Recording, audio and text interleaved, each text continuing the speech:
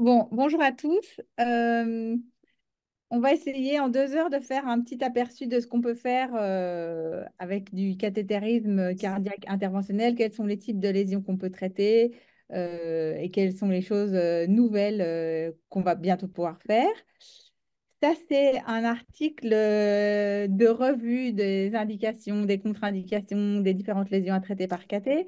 Et vous voyez qu'il a déjà plus d'une dizaine d'années, mais il est encore pas mal. Et donc, si le cathé vous intéresse, c'est pas mal d'avoir cet article dans votre bibliothèque. Alors, on va parler de CIA, de CIV, de canal artériel, de Rashkin, d'embolisation, de ventricule unique, de technique hybride, d'obstacle du cœur gauche, d'obstacle du cœur droit. Et on va terminer par un peu de lymphe. Donc, il y a beaucoup de choses à voir. Alors ça, c'est toutes les prothèses d'occlusion qu'on a dans nos armoires. Sur l'écran à droite, c'est tout ce qui est prothèse de canal artériel. En dessous, le petit truc poilu, là, c'est un coil qu'on avait pour fermer des canaux artériels et qui était bien pratique. Et je dis qu'on avait parce qu'avec toutes les nouvelles régulations européennes, il y a de plus en plus de matériel qui est retiré de nos armoires. Et donc, nous, on a vraiment des problèmes au quotidien à trouver de nouvelles alternatives pour les prothèses qu'on nous retire. Et puis au-dessus, là, vous voyez le petit truc en parachute, là, tout mignon. Ça, c'est un micro-plug qui passe dans des microcathéters et qui est vraiment un acteur de plus en plus important dans nos procédures parce que il permet de traiter des très gros vaisseaux chez des tout petits bébés puisque on peut le mettre dans un tout petit cathéter. Ça, c'est un exemple de stent, mais il y en a plein d'autres. Ça, c'est le stent le plus classiquement et internationalement utilisé, on va dire. C'est le stent CP. Et vous voyez qu'il existe nu et couvert.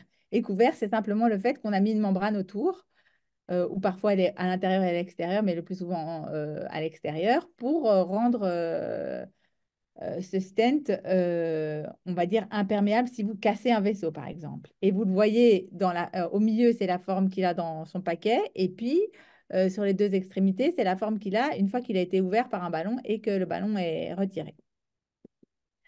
Alors, les CIA. Premier gros dossier, la physiopathologie de la CIA. On est bien d'accord que le champ dépend de la compliance des ventricules et qui se fait pendant la diastole. Et donc, c'est quoi qui va être dilaté? N'hésitez pas à m'interrompre, hein. C'est quoi qui va être dilaté? Oh, vous avez dit quoi? Le cœur droit, c'est ça? Ok. Donc, effectivement, c'est le cœur droit qui se dilate et pas le cœur gauche. Et donc, la CIA, elle est gauche-droite.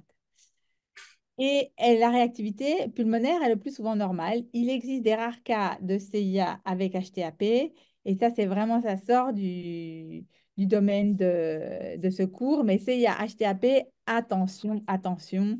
Euh, Ils ont parfois des maladies génétiques associées, c'est de l'HTAP illégitime et donc il ne faut pas se ruer dessus pour les fermer. Alors, la CIA, on peut dire oui, bon, c'est un bête trou dans le septum interatrial, mais vous voyez qu'en fait, il y a plein de structures intéressantes et importantes autour. Il y a les berges supérieures, la berge vers la veine cave supérieure, vers la veine cave inférieure, vers l'aorte. Et donc, ici, vous avez toutes les berges différentes des CIA. Et donc, quand on ferme une CIA, on doit avoir toutes les berges présentes. En tout cas, c'est ça qui est écrit sur le petit bouquin qu'on nous donne avec la prothèse. Mais on sait bien qu'une grande majorité des CIA n'a pas de berge rétro-aortique et que ce n'est pas une contre-indication à la fermeture. Ici, vous avez une image d'une jolie petite CIA en cas de cavité. Donc, on voit que le cœur droit est dilaté, qu'il y a un rebord vers les valves AV, qu'il y a un rebord postérieur et qu'il y a le champ de gauche-droit. On serait plutôt tenté de la fermer par cathé, celle-là. Alors, une vue très intéressante et très importante, c'est la berge, enfin, c'est la vue sous-costale. Parfois, chez l'adulte, on l'a pas, mais même chez l'adulte, si on se donne un peu de mal quand ils sont endormis, on peut la voir aussi. Et cette berge, elle nous permet de voir la berge veine cave sup et aussi la berge veine cave inf. Et la berge veine cave inf, elle, pour le coup, elle est parfois difficile à dégager en transœsophagien. Ici, vous avez la bonne CIA Ostium primum. On peut la fermer par cathé, celle-là?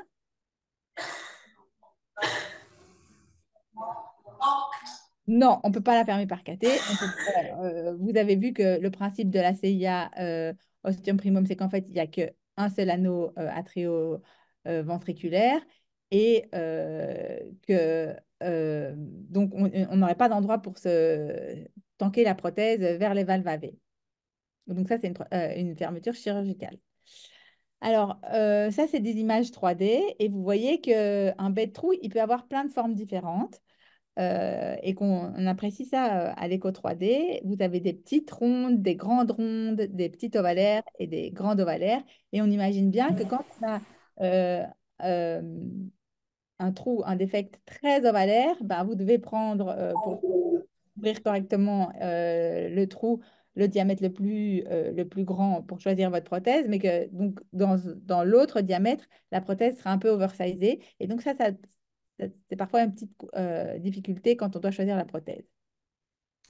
Et puis alors ici, regardez comme c'est mignon.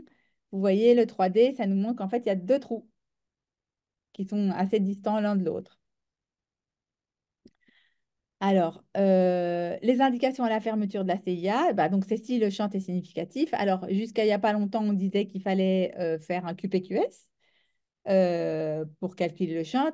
En vérité, si le cœur droit est dilaté, que les pressions pulmonaires sont basses, vous avez l'indication de fermer la CIA. Parfois, on ferme des CIA quand il y a des petites CIA, quand il y a eu des notions d'embole paradoxale. Mais en général, on va dire qu'on ferme les CIA qui sont de plus de 10 millimètres ou en tout cas 8 à 10 millimètres et quand les résistances vasculaires pulmonaires sont basses. Alors, ici, vous avez toutes les prothèses de toutes les différentes firmes qui ont été développées depuis 1975, mais le grand tournant, ça a été début des années 2000, quand la prothèse de CIA en Platzer a été développée par Courtemps-Platz. Et c'est vraiment cette prothèse de CIA, parce qu'elle est souple, parce qu'elle est recapturable, parce qu'elle tient bien dans le temps, et parce qu'elle elle va pas créer d'érosion des parois ou des structures adjacentes de la CIA. Et c'est parce que cette prothèse existe que vraiment la fermeture de CIA est devenue un gold standard. Et depuis, d'autres firmes ont développé des prothèses qui en général sont des jumelles de cette prothèse-ci ou des prothèses avec des petites modifications. On dit en théorie que c'est le poids de 20 kilos, l'âge de 5 ans. Bien sûr, dans la vraie vie, on ferme des CIA à des plus petits poids et à des plus petits âges, mais il faut vraiment avoir une demande clinique. Si l'enfant va parfaitement bien, il y a, pour moi, à mon sens, aucun intérêt à fermer la CIA très petit. On se met juste dans les ennuis en mettant des grosses gaines et des grosses prothèses dans des tout petits cœurs. Donc, ça doit être une CIA ostium secundum avec toutes les berges sauf la berge rétro-aortique et vous voyez qu'il y a un large éventail de prothèses. Alors, en fonction des centres et des opérateurs, on les ferme en général sous anesthésie générale, ça peut être sous local. Dans mon centre, en tout cas, on les ferme sous échographie transœsophagienne et les complications per procédure, c'est l'embolisation de la prothèse, très désagréable, le trouble du rythme et si on ne fait pas attention, on peut envoyer des bulles ou des thrombus et donc on envoie ça dans la tête, donc il faut faire attention. Le suivi, bah, il faut suivre quand même les patients qui ont des prothèses de CIA et on leur donne des antiplaquettaires pendant 6 mois. Ici, vous avez des images de Théo. Et donc ici, vous avez un petit axe de l'aorte où on voit bien le trou ici et on voit qu'il chante gauche-droite. Ici, vous avez la coupe bicavale et là aussi, on voit bien la berge veine cave sup et ici la berge veine cave infra. Et puis ici, une coupe 4 cavités modifiée.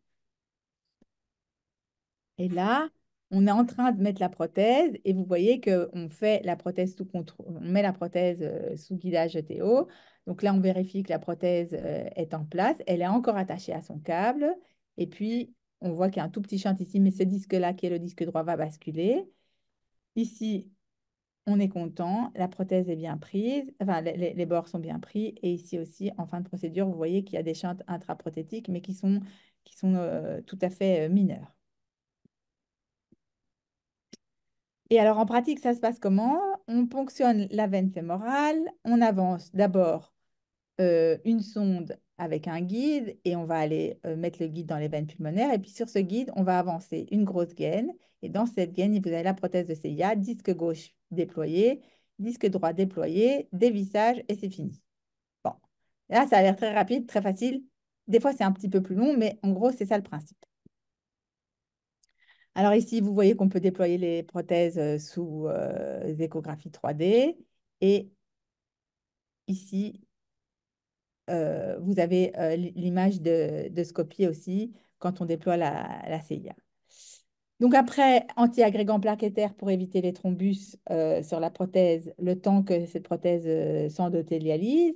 Et idem, pour les mêmes raisons, on va faire une prophylaxie de l'endocardite infectieuse, et ça pendant 6 mois. Alors, les complications potentielles, c'est quoi? C'est les érosions cardiaques, c'est ça qu'on craint le plus, les troubles conductifs assez rares, les arythmies atriales chez les patients plus âgés, endocardite extrêmement rare, allergie au nickel, ça a été décrit, AVC, thrombose, ben, ça il faut éviter en paire procédure, et les valvulopathies. Pourquoi on dit ça? Vous mettez une énorme prothèse de CIA qui touche la valve mitrale et qui induit une fuite de la valve mitrale, ça peut vraiment avoir des répercussions à long terme et abîmer la valve mitrale à long terme. Et vous voyez que le taux de complications, même s'il existe, est très peu élevé. Alors, celle-là, c'est la même. Alors, si vous avez des patients qui sont référés à l'âge adulte, eh ben, par exemple, vous pouvez avoir des patients qui vont être référés parce qu'ils ont un peu de dyspnée, on leur fait un scanner et puis on voit un tronc de la paix dilaté, on fait l'écho, on trouve une CIA euh, et un cœur dilaté. Et l'intérêt du scanner est important parce que autant chez l'enfant, on peut bien vérifier les retours veineux pulmonaires, autant chez l'adulte, il est parfois difficile de voir les 4 VP qui se drainent dans l'OG. Et donc, chez les adultes, on a tendance à faire un scanner pour évaluer le reste de l'anatomie. Alors, ça aussi, c'est plutôt une problématique d'adulte, mais quand vous avez des résistances vasculaires pulmonaires un peu élevées chez l'adulte, il faut savoir si c'est à cause d'une maladie du cœur gauche ou si c'est des résistances vasculaires pulmonaires élevées pour une autre raison. Si c'est une maladie du cœur gauche, il faut tester le comportement du cœur gauche avec un test d'occlusion avec un ballon. Et en fonction du test au ballon, voir si on ferme ou non la CIA. Et certains préconisent une fermeture partielle de la CIA, c'est-à-dire vous prenez une prothèse de CIA et vous faites un trou dedans pour que le patient n'ait pas un OAP à la fermeture de la CIA. Alors, chez l'adulte aussi, on peut faire des QPQS à l'IRM et donc pas besoin de faire un QPQS au KT. Et donc ici, vous voyez qu'on a mesuré le flux à l'IRM dans l'artère pulmonaire et dans l'aorte et que ça nous permet de calculer le QPQS. Et donc, voici des images de scanner qui vous permettent de bien voir l'anatomie intracardiaque chez l'adulte, mais aussi, ici, vous voyez qu'il y a une veine pulmonaire anormale qui se draine dans la veine cave sup. Le futur des CIA, c'est quoi? C'est les prothèses biorésorbables. Et ici, vous voyez la prothèse Carag, qui est une prothèse qui a le marquage CE. Et donc, en fait, les filaments, qui sont les structures ici, qui retiennent les deux disques, sont biorésorbables et ne restent à terme que les deux disques. Et il n'y a pas de métal. Donc, c'est un intérêt parce qu'il n'y a pas de métal, il n'y a pas d'érosion en théorie. Et donc, euh, la prothèse est en cours d'évaluation, mais il y a déjà pas mal de patients qui ont été implantés de par le monde et avec des bons résultats. L'autre que je voulais vous montrer, c'est la prothèse trouée. Et Occlutech avait développé une prothèse avec un trou dedans qui était donc fait par l'industriel qui semblait assez prometteuse, mais finalement, elle n'est pas développée et elle n'est plus industrialisée. Donc ça, c'est un peu une déception. Et donc, si on veut une prothèse trouée, il faut la trouer nous-mêmes. Alors, comme vous le savez, c'est le hot topic du moment. On peut aussi fermer les CIA sinus venosus par cathétérisme. Et donc là, on ne va pas mettre une prothèse de CIA pour fermer la CIA. On va rediriger les veines pulmonaires dans l'OG en mettant un stent couvert et on va exclure la CIA. Dit comme ça paraît barbare, mais je vais vous montrer un exemple. Donc ici, vous avez un sinus venosus avec une CIA très postérieure et des veines pulmonaires qui se drainent au pied de la veine cave sup dans l'OD, euh, donc très postérieure également. Et ici, vous avez cette même image de scanner ici avec la CIA qui est là. et le retour veiné-pulmonaire aberrant partiel, avec une dilatation du cœur droit, évidemment. Et donc, l'idée, c'est d'aller mettre un stent couvert ici et de rediriger les VP. Donc, le stent couvert va venir de la veine cave sup, hop, jusque dans l'OD. Et en postérieur, les VP, elles, vont vivre leur vie et retourner dans l'oreillette gauche. Et donc, on doit faire un scanner pour évaluer la faisabilité parce que le risque, évidemment, c'est que si vous mettez un trop gros stent, c'est de boucher les VP et ça, c'est très mal toléré. Donc, on fait une simulation ex vivo, mais avec l'expérience, on n'est plus trop obligé de faire ça. On fait une simulation in vivo, c'est-à-dire qu'au moment de la procédure, on va gonfler un ballon qui va mimer le stent pour être sûr que les veines pulmonaires ne sont pas bouchées. Et puis, on va mettre un stent. Et ici, je ne vais pas vous détailler toute la procédure parce que c'est très long, mais vous voyez ici, on injecte dans la veine cave sup et on a un cathéter dans les veines pulmonaires. Donc, on va faire des tas de mesures et on a un guidage échographique aussi. Et donc là, vous voyez qu'on a un ballon qui est gonflé et qui va fermer la CIA. Et quand on injecte, quand on met ce ballon qui va mimer le stent, quand on injecte dans les veines pulmonaires, hop, elles sont redirigées, si vous voulez, dans l'oreillette gauche, avec des veines pulmonaires qui sont libres et non sténosées. Et donc ensuite, une fois qu'on a fait cette simulation avec le ballon, on va mettre un long stent pour mimer le ballon, enfin pour faire ce que fait le ballon. Et donc, vous voyez, en fin de procédure, vous injectez dans la veine cave sup et le produit de contraste va dans l'oreillette droite.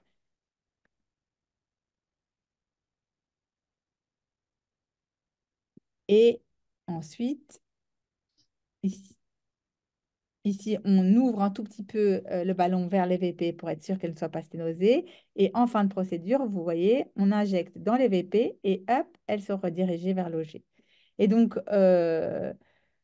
c'est assez élégant parce que ça évite une chirurgie de Varden et vous voyez qu'on doit faire un suivi scanner et ici vous voyez qu'à distance vous avez le long stent couvert et les VP qui sont libres et qui se drainent dans l'OG. Et sur des petites séries, mais il y a des séries plus importantes qui commencent à sortir, on voit que le cœur droit diminue bien de volume, qu'il n'y a pas de complications tardives et que les patients sont très soulagés par cette chirurgie, par ce cathé, pardon. Alors, canal artériel, je ne sais pas si vous avez déjà entendu parler de la classification de Krishenko. Et en fait, ça classifie les canaux artériels en fonction de leur forme, puisque nous, évidemment, en fonction de la forme, comme je vous avais montré au départ, on a plein de prothèses différentes. Et donc, en fonction de la forme, on va choisir la bonne prothèse. Et donc, ici, vous avez des classifications du A jusqu'au E. Et donc, vous avez des canaux coniques très classiques qui sont plutôt faciles à fermer. Vous avez des canaux très courts et quand ils sont très larges, c'est plus difficile à fermer puisqu'il faut avoir une prothèse qui se met d'un côté dans l'aorte et de l'autre côté dans la paix. Vous avez des canaux longs et tubulaires et des canaux assez longs avec une restriction au bout de la paix. Et puis, récemment, on a ajouté le type F. Et je vais vous montrer un exemple de type F. Le type F, c'est le type fœtal qu'on voit chez les prématurés et qui en fait a un très long tuyau de la taille des AP. Avec le temps, on a standardisé les procédures pour avoir moins de complications. On a miniaturisé les accès. On se passe de l'accès artériel chez les tout petits. Et évidemment, comme toujours, on fait des canaux de plus en plus larges et c'est des bébés de plus en plus petits. Et donc, voilà les prothèses différentes. Et vous voyez, celle-ci, c'est la DO1, la prothèse classique qu'on met dans les canaux coniques qu'on a, qui sont les canaux les plus fréquents. Et cette petite prothèse-là, toute mignonne, c'est la prothèse qu'on met dans les canaux des prématurés. Ici, vous avez un exemple de canal artériel. Vous diriez qu'il est gros ou petit, celui-là?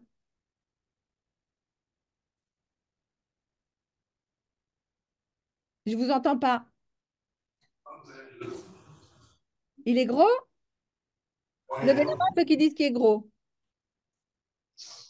Bon, moi, tu vois de derrière, comme l'œil de Moscou, il y a pas beaucoup qui disent qu'il est gros. Levez la main ceux qui disent qu'il est petit. Ah, il y en a un peu plus qui disent qu'il est petit. Effectivement, il est petit. Pourquoi?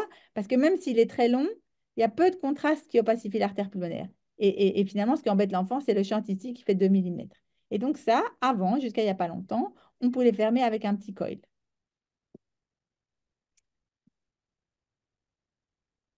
Et alors ici, Vous voyez le canal artériel, vous direz qu'il est gros ou petit? Qui dit qu'il est gros? Levez la main. Ok, là on est plutôt unanime. Il est trop gros parce que vous voyez comme il opacifie massivement l'artère pulmonaire. Il est assez long, et c'est un petit enfant. Et ici, on l'a fermé avec un plug, en mettant ce plug par la veine. Donc, vous voyez, autant la première procédure, on a mis un coil par l'artère. Donc, c'est une procédure très simple, ça met 5 minutes. Ici, c'est une procédure où on doit piquer la veine aussi. Et on va monter un cathéter oreillette droite, ventricule droit, artère pulmonaire. Et on va descendre dans la aorte thoracique descendante avec un guide rigide. On va monter notre gaine dans la aorte descendante depuis la veine fémorale. Et puis, on va aller déployer le plug comme ça. Vous voyez que le plug, il est attaché à son fil et que donc avant de le lâcher, on va contrôler l'angiographie.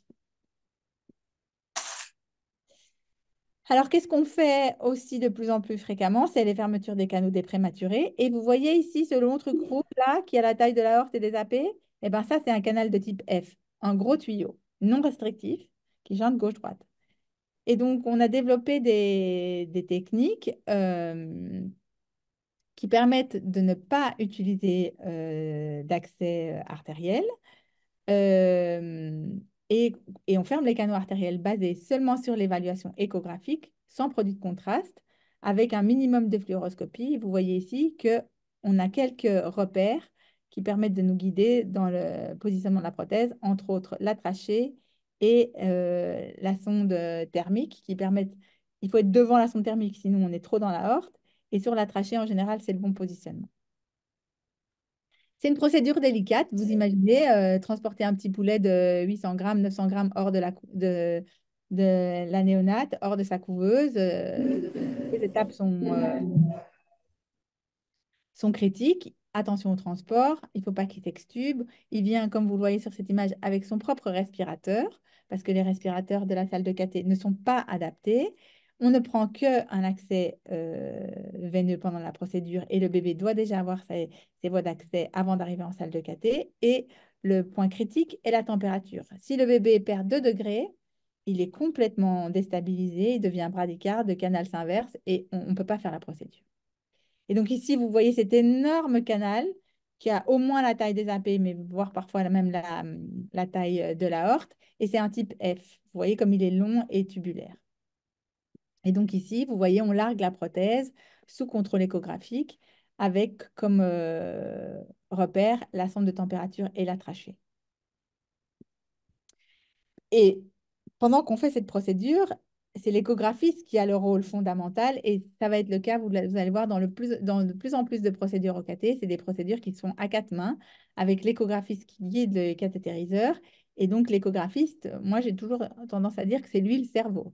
Et donc là, l'échographiste doit me dire, voilà, il n'y a pas de chante résiduelle, la prothèse est en place, il n'y a pas d'obstacle sur la horte, il n'y a pas d'obstacle sur la paix gauche. Et alors, c'est seulement après que l'échographiste ait dit ça qu'on va larguer la prothèse. On s'attaque maintenant au CIV. Alors ici, vous voyez ici une CIV. Alors, comme vous savez, il y a différents types de CIV, les périmembraneuses, celles de l'Inlet et les musculaires. Et nous, on peut fermer les musculaires et les périmembraneuses. Chez l'adulte, vous avez des CIV post-infarctus, il y a des CIV post-traumatiques, et puis il y a les CIV post-chirurgicales aussi. Donc, il y a différents types de CIV qu'on peut être amené à fermer. Et donc ici, vous voyez une CIV infundibulaire, donc elle est juste en dessous de la valve pulmonaire. Vous avez les CIV périmembraneuses qui sont contiguës à la valve aortique. Ça, c'est les CIV de l'inlet qu'on ne va pas fermer au cathé.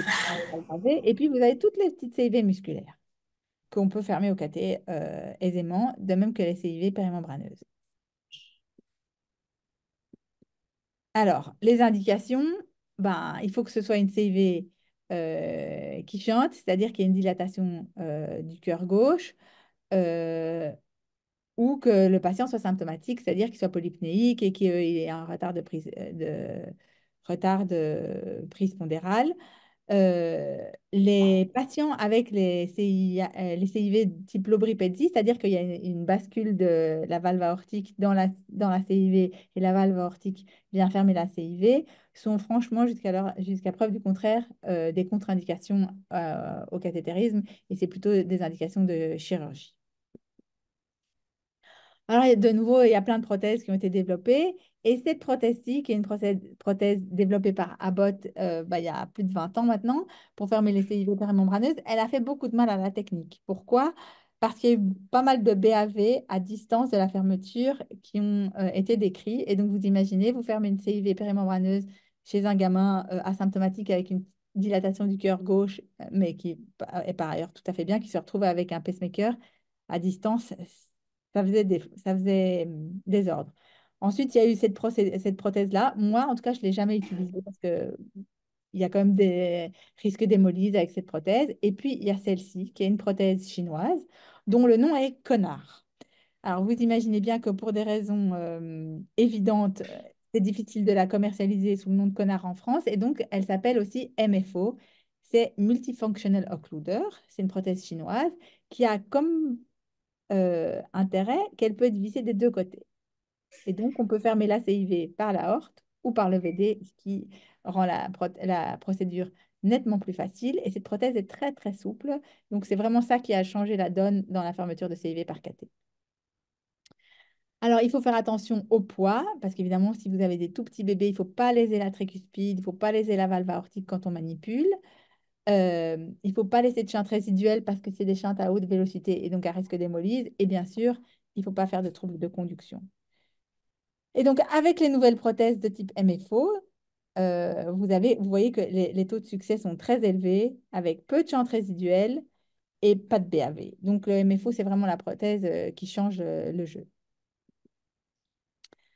Alors, à l'échographie, ce à quoi on va faire attention, c'est voir s'il y a un anévrisme ici. Et donc, les anévrismes, c'est quand même très intéressant parce que ça nous permet d'aller tanker une prothèse. Ici aussi, vous avez un anévrisme. Et ici aussi, vous avez de l'anévrisme de la tricuspide qui peuvent permettre d'aller mettre une prothèse à distance de la conduction. Alors, ça, c'est les prothèses de MFO, comme je vous disais, qui peuvent être vissées des deux côtés. Et donc, il y a deux manières de fermer une CIV. Soit on va par l'aorte, on passe la CIV et on va mettre la prothèse. Soit on passe par l'aorte, on met un guide, on va chercher le guide et on va le mettre par la veine. Et ici, vous voyez, on est passé par l'aorte, on a mis un guide, on a traversé la CIV, on a été pêcher ce guide avec un lasso et puis on va fermer la CIV par la veine en montant la prothèse, en montant la gaine ici dans l'aorte.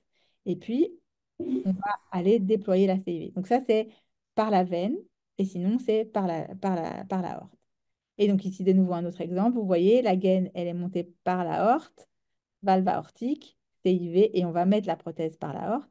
Et ici, on a été mettre la prothèse par la veine. On a d'abord fait un circuit, on a récupéré le guide, on a monté le guide par la veine, et on met la prothèse de CIV par la veine. Je pense pas que je vais vous parler de ça. Je pense que franchement, ce qui change la donne, c'est cette nouvelle prothèse qui permet comme en plus elle a un très très bon profil, on peut fermer des CIV chez des tout petits enfants avec des prothèses qui rentrent dans des introducteurs de taille raisonnable. Et donc, franchement, euh, de plus en plus de patients ont la fermeture de CIV par cathé grâce à cette prothèse.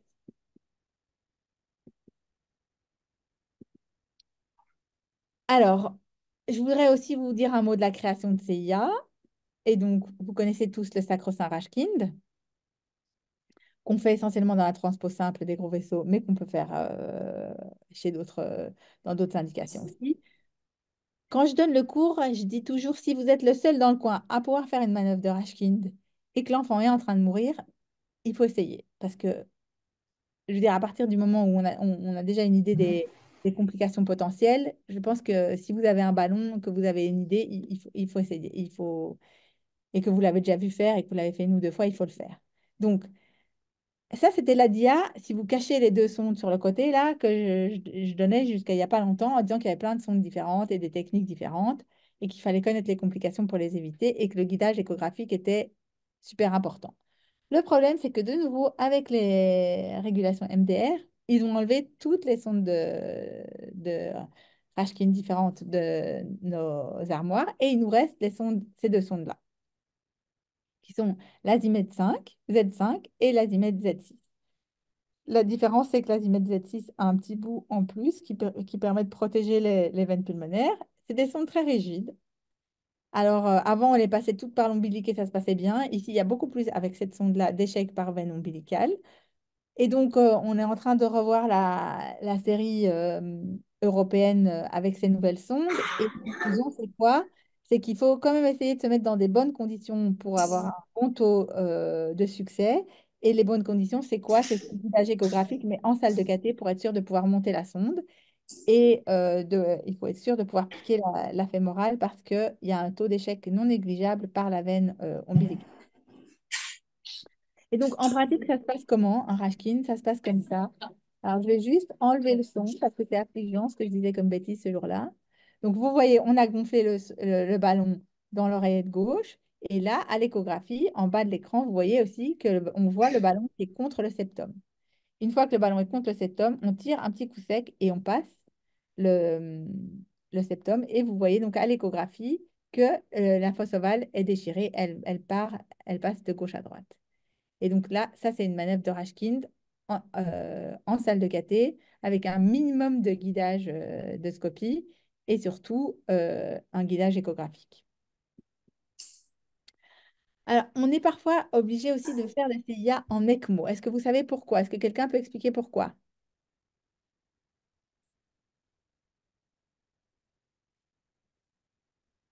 Pas d'idée? Décharger les léger. Donc, quand vous êtes en ECMO pour une cardiomyopathie dilatée en fin de course et que donc le VG n'éjecte pas, la valve aortique va rester fermée. Mais il y a quand même du sang qui vient des veines pulmonaires dans le cœur gauche. Et donc, si la valve aortique est fermée parce que le cœur gauche n'éjecte plus, vous allez avoir un œdème pulmonaire massif s'il n'y a pas de décharge du cœur gauche. Et donc, dans ces cas-là, il faut faire une septectomie rapide pour soulager les veines pulmonaires et l'OAP, parce que sinon, l'ECMO ne tourne pas, euh, il y a un œdème pulmonaire massif, la radio est toute blanche, et même quand vous voulez pouvoir ensuite transplanter votre malade, eh ben, vous ne pouvez pas parce que les poumons sont abîmés. Donc, il faut faire ça sous guidage transœsophagien et les rapports sont modifiés par rapport à un cœur normal puisque vous avez un cœur gauche qui est très très dilaté et un cœur droit qui est tout petit puisqu'il est aspiré par l'ECMO. Et donc ici, c'était un patient un peu compliqué qui avait déjà été opéré et on a fait la septectomie pré-ECMO. J'espère que j'ai les boucles. Et donc ici, vous voyez qu'on a injecté un tout petit peu de contraste pour voir le septum. Donc ça, c'est l'oreillette droite et l'oreillette gauche ici. Vous avez la veine cave sup là. Et ici, on a la sonde de transceso. Donc, ce qu'on fait, c'est qu'une fois qu'on est là, on va prendre une aiguille de ponction transseptale, on va pousser à travers le septum, on va créer un trou dans le septum, et puis petit à petit, on va l'augmenter en le dilatant avec des ballons de plus en plus gros. Et ici, vous voyez qu'on le dilate avec un gros, gros ballon, puisque le but, c'est qu'il n'y ait plus de différence de pression entre l'oreillette gauche et l'oreillette droite pour décharger les poumons et décharger le cœur gauche.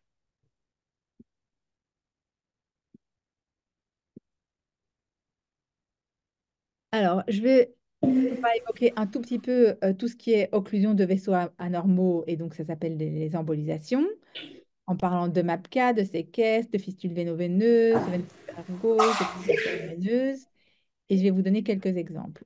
Vous savez ce que c'est les MAPK? Oui, non? Moi, je vous entends pas. Votre son est coupé ou quoi?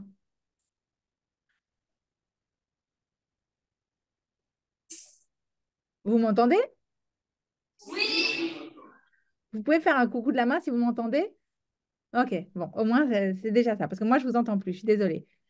Donc, là, vous voyez une MAPK. Une MAPK, c'est quoi? C'est une collatérale aortopulmonaire, donc entre l'aorte et les artères pulmonaires, qu'on voit dans les atrésies pulmonaires à septum ouvert, puisque les enfants vivent sur des MAPK tant qu'ils n'ont pas été opérés. Il y a deux types de MAPK. les MAPK communicantes et les MAPK non communicantes. Alors, on va la faire sans son. Est-ce qu'on peut emboliser des MAPK non communicantes? Si c'est oui, vous levez la main.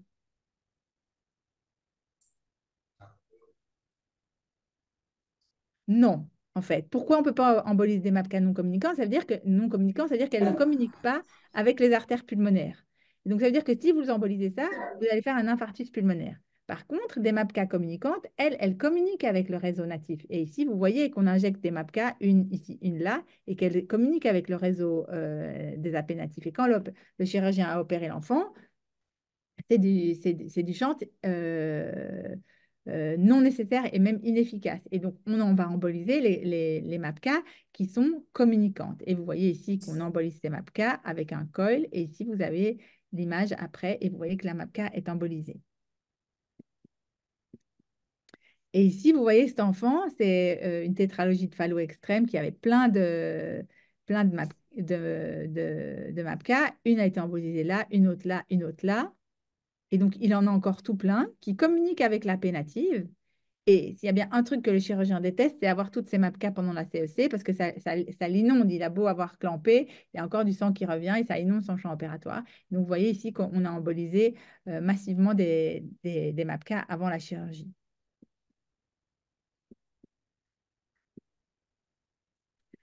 Alors là, est-ce que vous savez ce que c'est?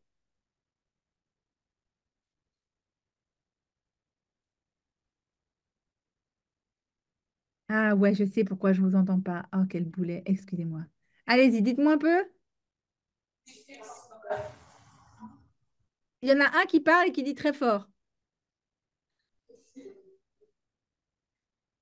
Vous avez dit quoi?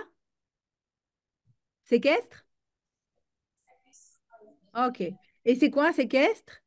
Donc, on part de la horte ici et on va irriguer du poumon anormal. Et donc, ça, c'est une séquestration. C'est associé souvent à des cimeterres, des maladies de cimeterre. Et ici, il a une dextrocardie et une hypoplasie de son poumon, donc il a aussi un cimeterre. Mais le cimeterre, ce n'est pas ça. Ici, c'est la définition du cimeterre, c'est retour veineux pulmonaire aberrant partiel. Et donc ici, effectivement, il a un séquestre qu'on va emboliser. Et chez les tout petits, les séquestres sont parfois très mal tolérés parce que c'est un shunt gauche-gauche ou gauche-droit très important. Alors, ici, c'est quoi?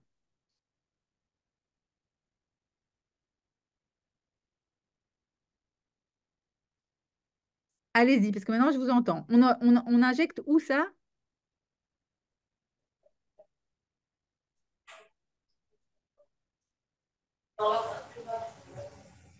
On injecte dans les artères pulmonaires, on est d'accord? Et qu'est-ce qu'on voit ici? Dans un second temps, normalement, ça doit revenir ici quand on injecte dans les AP, ça doit revenir par les veines pulmonaires. Et ici, vous voyez une veine de cimeterre. Ici, hop, c'est le retour veineux pulmonaire aberrant partiel dans la veine cave inférieure. Donc ça, c'est un cimeterre. Et cette patiente, elle a un cimeterre associé à ceci, une grosse, grosse séquestration. Vous la voyez ici, qui part d'ici, du tronc cœliaque. Là, hop, un gros chantre responsable d'un chantre gauche-gauche. Gauche-gauche parce que ça part de la horte et ça retourne dans l'oreillette gauche. Et donc ça s'embolise. Voilà, vous voyez comme il y avait plusieurs branches.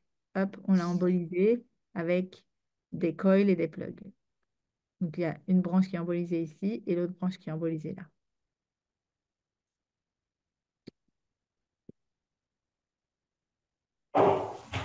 Alors ça, c'est quoi?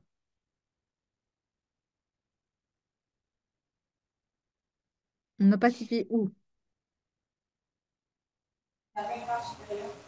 Veine cave supérieure, exactement. Et il n'y a pas d'introducteur.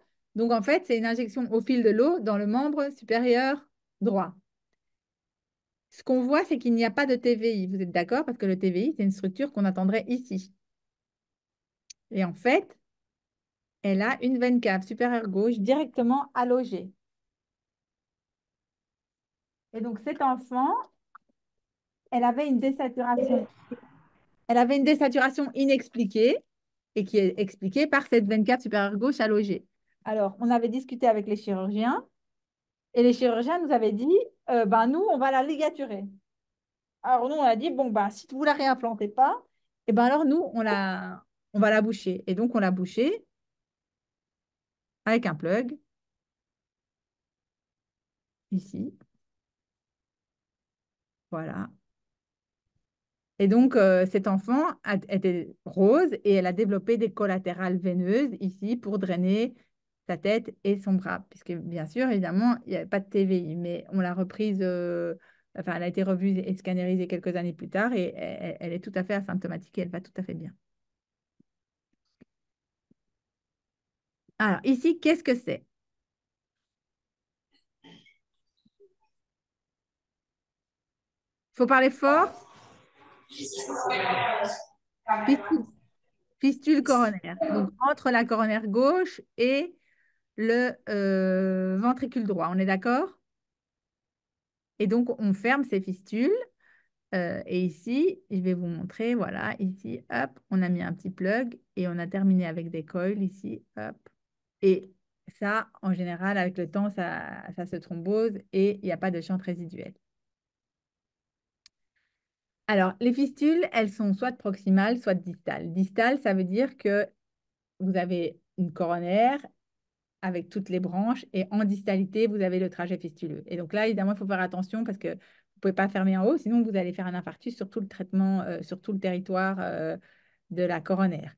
Et donc, il faut fermer distalement à l'arrivée de la fistule dans la structure. Et puis, vous avez des fistules proximales, donc ça part, et puis vous avez un trajet tout fistuleux qui arrive dans une structure, et là, on peut le fermer où on veut.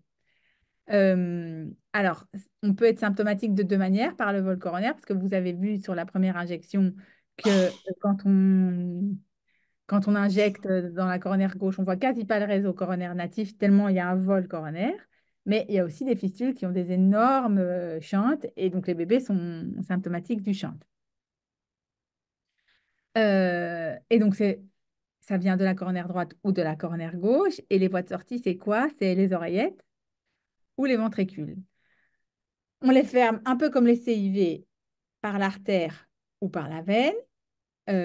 Et avec les nouveaux dispositifs qu'on a de genre micro-plug, on les ferme de plus en plus par l'artère pour éviter de faire un circuit artério-veineux. Et donc ici, vous voyez notre cathéter ici.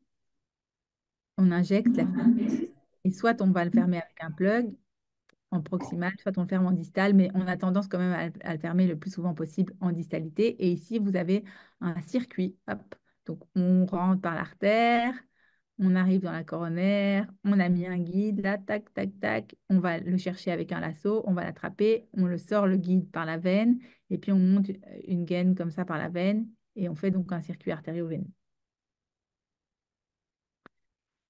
Alors, ventricule unique. Donc, comme vous le savez, les ventricules uniques, ils sont cathétérisés avant chaque chirurgie. Et puis parfois aussi, pas juste avant la chirurgie, mais pour faire de l'interventionnel. Et donc, je vais vous montrer des exemples de ce qu'on peut faire.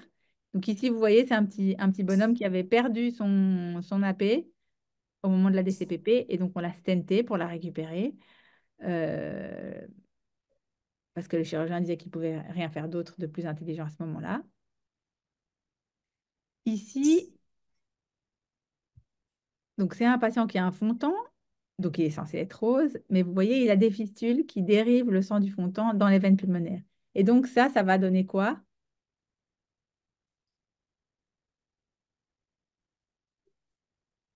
De la cyanose, puisque vous avez du sang bleu qui va dans les veines pulmonaires. Et donc, ça se ferme pour traiter la cyanose.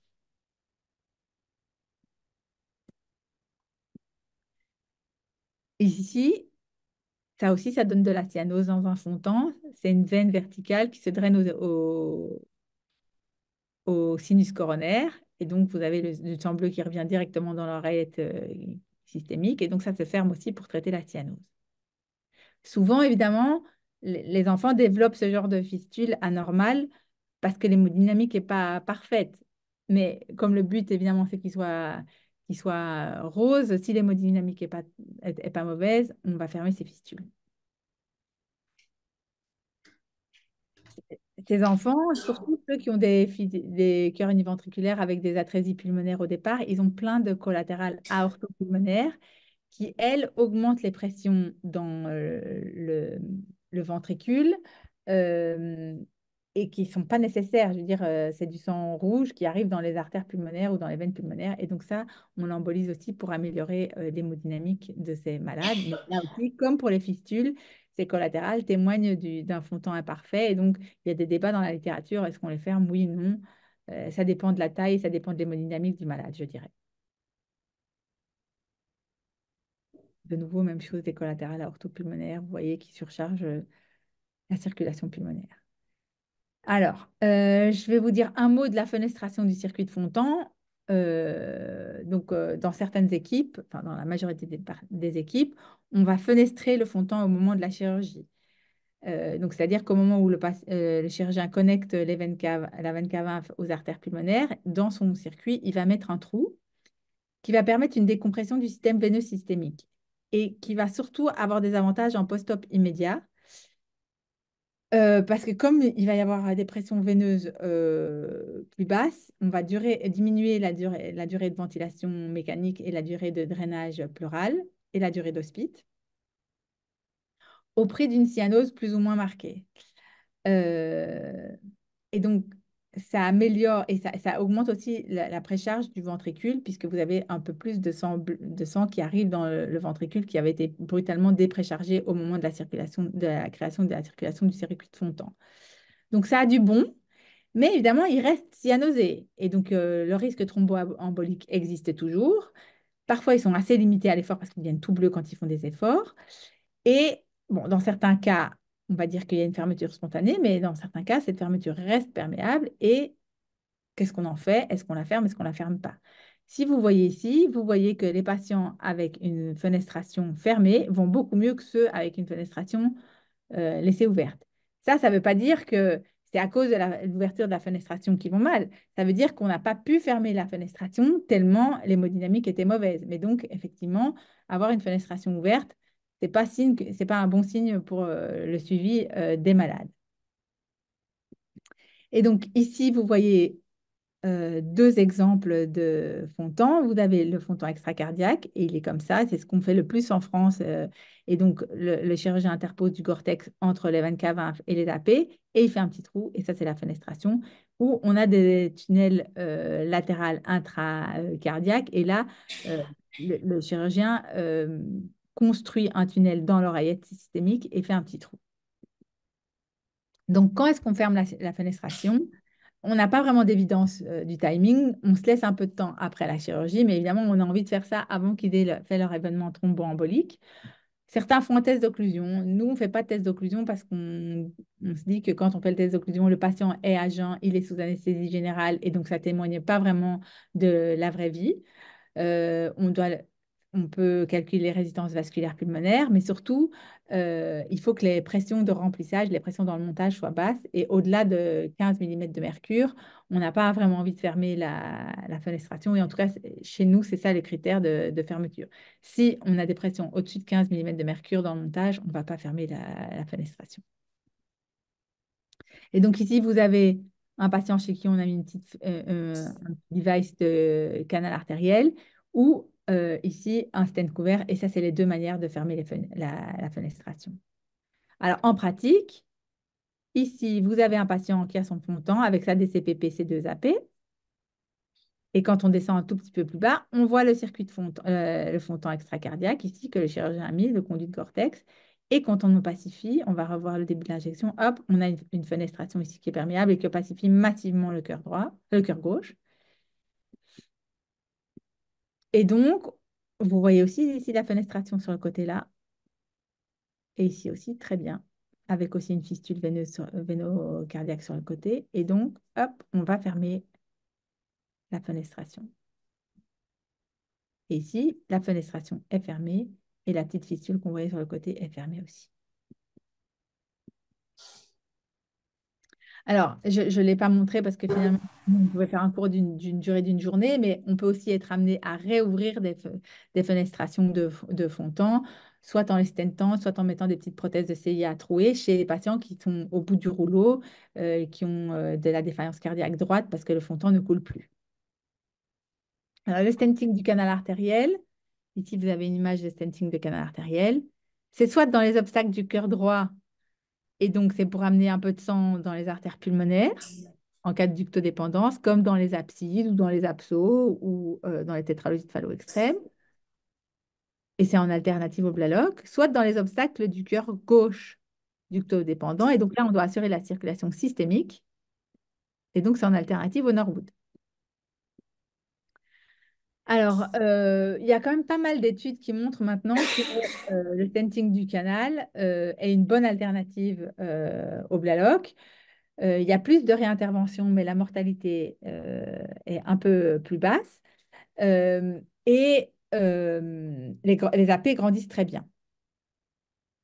Mais on est parfois limité, ou en tout cas, l'anatomie du canal artériel rend parfois les choses compliquées. Le canal artériel peut être parfois très tortueux et parfois naître de la concavité de l'aorte. Et donc, il faut qu'on ait des accès vasculaires alternatifs.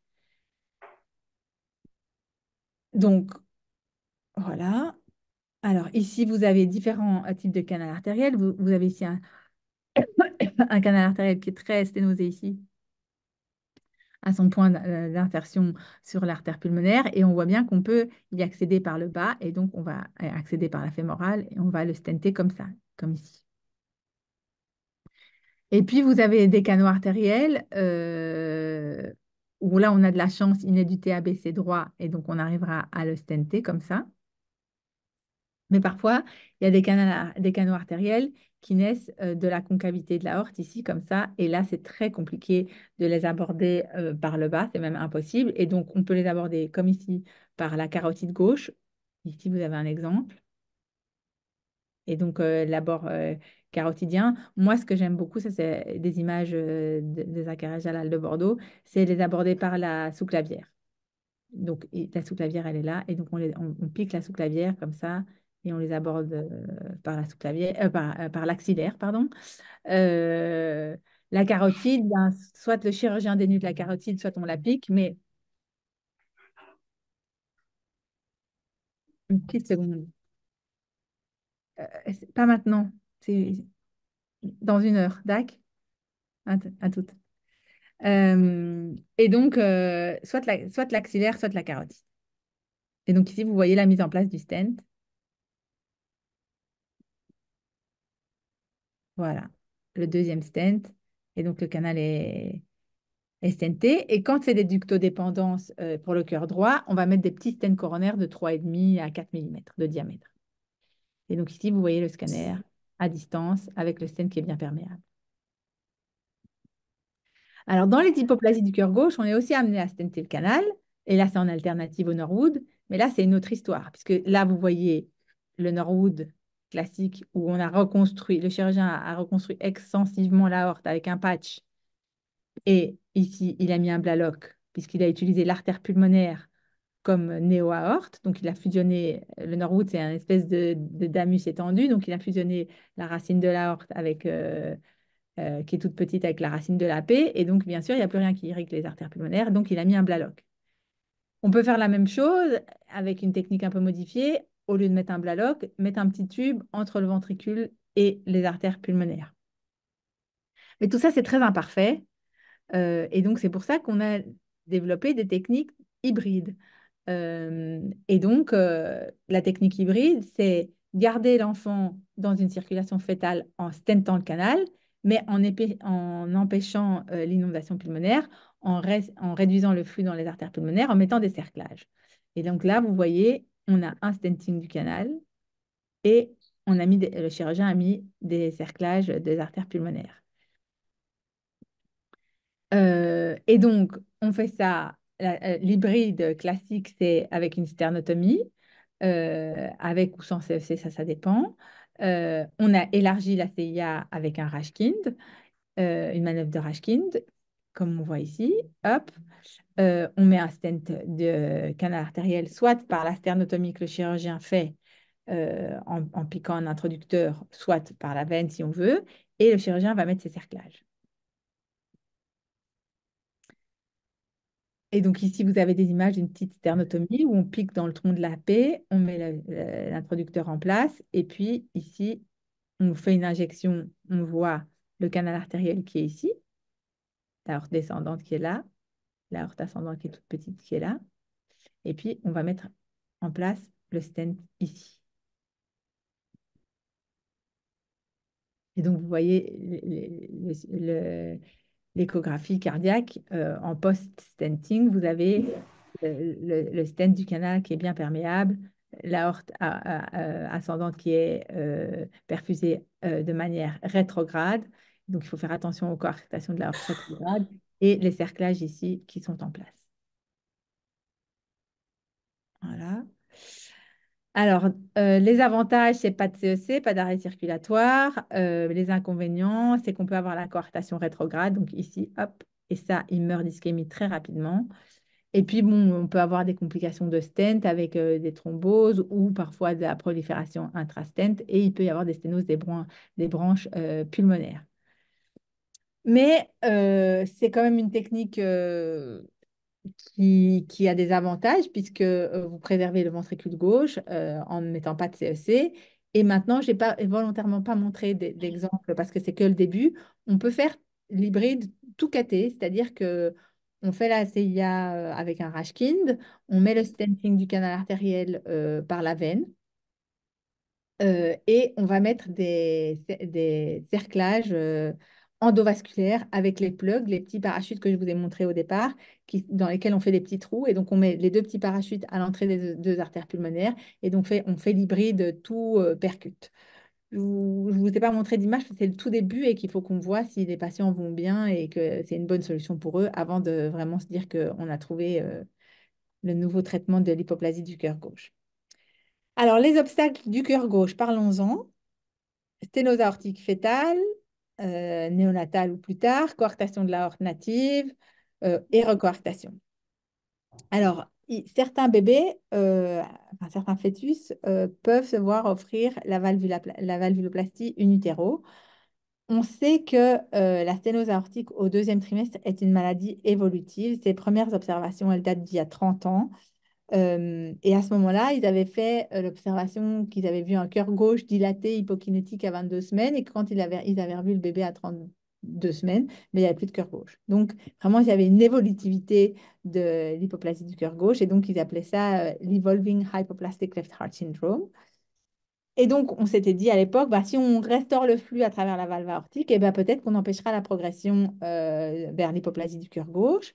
Et puis, avec le temps, on s'est rendu compte qu'on améliore effectivement la croissance des structures du cœur gauche. Et le but aussi, c'est de restaurer une fonction systolo-diastolique normale et d'éviter la circulation univentriculaire à la naissance. Alors, quels sont les candidats? C'est les sténoses aortiques sévères avec un cœur gauche qui n'est pas tout petit. Si le cœur gauche est tout petit, c'est déjà trop tard. Les bébés évolueront à la naissance vers une hypoplasie du cœur gauche. Donc, c'est que ceux qui ont un cœur gauche qui est présent, mais qui souffrent et avec une dysfonction du cœur gauche, mais qui arrivent encore à développer de la pression. Et donc, le but, pourquoi est-ce qu'on sélectionne les bons candidats? C'est pour éviter de faire ces procédures chez des fœtus dont le cœur n'est pas récupérable. euh, et donc, évidemment, de tuer les résultats de la procédure. Et donc, voici un exemple de sténose aortique in utero. Vous voyez qu'il y a un vrai jet de sténose aortique.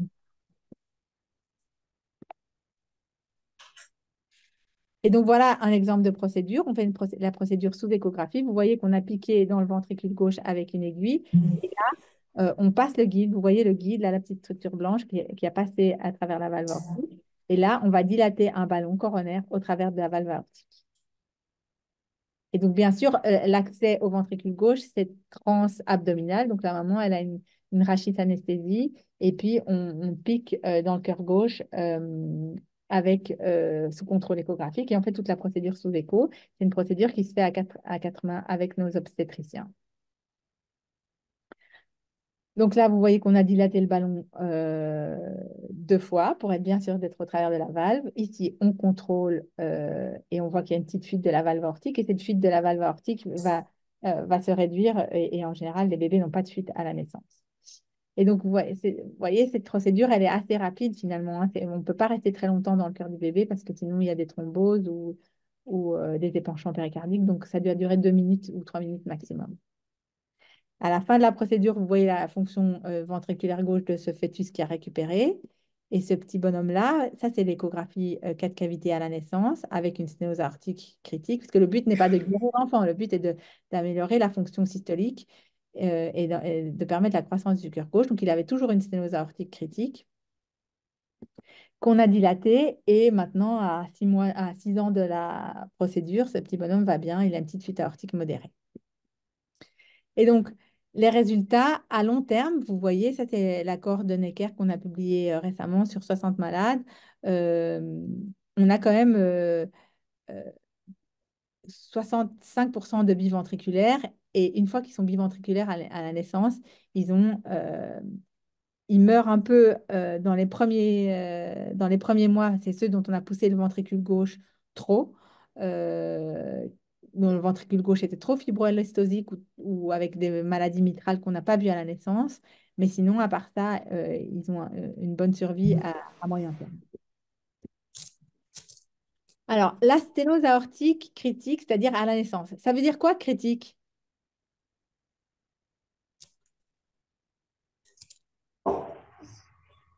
Vous avez dit quoi?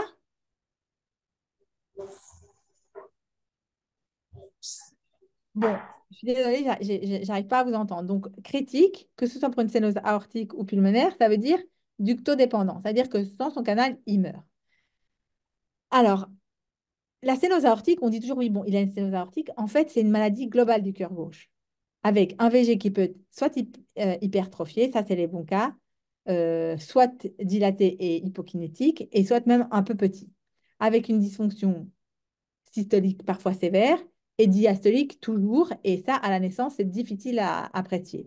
Il y a parfois des anomalies mitrales qui sont aussi difficiles à apprécier dans les premières heures de vie et des anomalies de la crosse de l'aorte. Donc, une fois qu'on a un bébé avec une sténose aortique critique, il faut évaluer la mitrale, la crosse de l'aorte et le ventricule gauche et puis décider du meilleur traitement. La prise en charge, elle est de trois types: dilatation de la valve aortique au cathé, valvuloplastie chirurgicale, et dans les formes les plus graves, on va proposer un Norwood hybride avec ou sans réhabilitation du VG. C'est-à-dire quoi? C'est-à-dire qu'on va ouvrir la valve aortique en la dilatant ou en faisant une valvuloplastie. On va stenter le canal artériel et cercler les artères pulmonaires avec une CIA calibrée. Et on va voir ce que donne ce qu'il a dans le ventre, le ventricule gauche, une fois qu'on a ouvert la valve aortique. Si on voit qu'il arrive à développer de la pression, qu'il a une bonne taille, eh ben on lui donne sa chance. Et donc, quand le bébé a 3 ou 6 mois, on va re-switcher vers une circulation biventriculaire en, euh, en enlevant le stenting du canal, reconstruction de l'aorte, décerclage des artères pulmonaires et fermeture de la CIA. Dans notre centre, mais c'est clairement pas l'évangile, on dilate les valves aortiques dans les VG qui sont dont la fonction est très altérée et on va opérer les VG avec une bonne fonction. Après, alors évidemment, si on fait une comparaison entre les deux techniques, on va dire qu'au KT, on a des moins bons résultats, mais c'est parce qu'on a les moins bons patients. Mais dans d'autres centres en France, on dilate toutes les valves aortiques néonatales. C'est vraiment centre dépendant, la prise en charge. Et donc ici, vous voyez une valve aortique qui s'ouvre quasi pas avec un VG qui est tout soufflé. Vous voyez comme ici, il ne bouge pas du tout ce VG,